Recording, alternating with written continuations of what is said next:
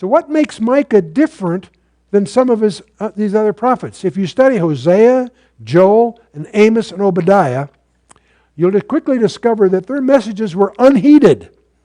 Their warnings were rejected. And as a result, judgment came. Micah will be different. It's interesting that the nearer God's judgment were at hand, the more obstinately the false prophets denied that they would come. I think that's very, very interesting for us to apply to ourselves today.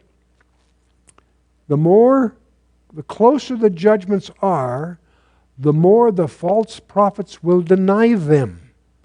That sounds like it should be obvious, but it should be obvious in the inverse sense. We should recognize that false prophets will poo-poo, discourage, depress, discount that the fulfillment of prophecies are near. The nearer they are, the more they'll be discounted by the false teachers. See, false prophecy in those days was a gainful occupation. Why? Because they had a marketing advantage. The false prophets had man's wishes on their side. Whoops. Does that sound familiar?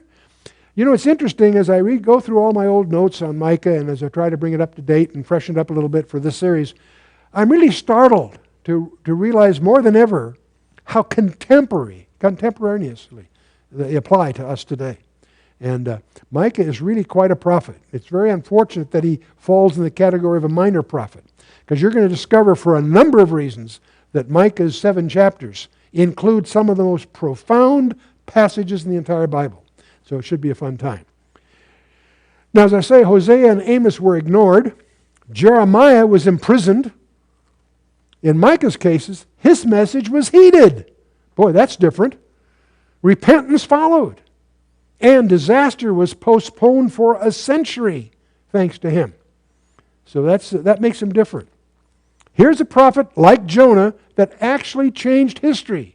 Jonah went to Nineveh and changed the Gentile history for 100 years because they repented. One man can make a difference. That's the message of Jonah, and that's the message of Micah we're going to discover. One man can make a difference. Are you such a person is the question that needs to lurk in your mind as you think about this, as you go through the studies. Are you one of those people that can be changing history?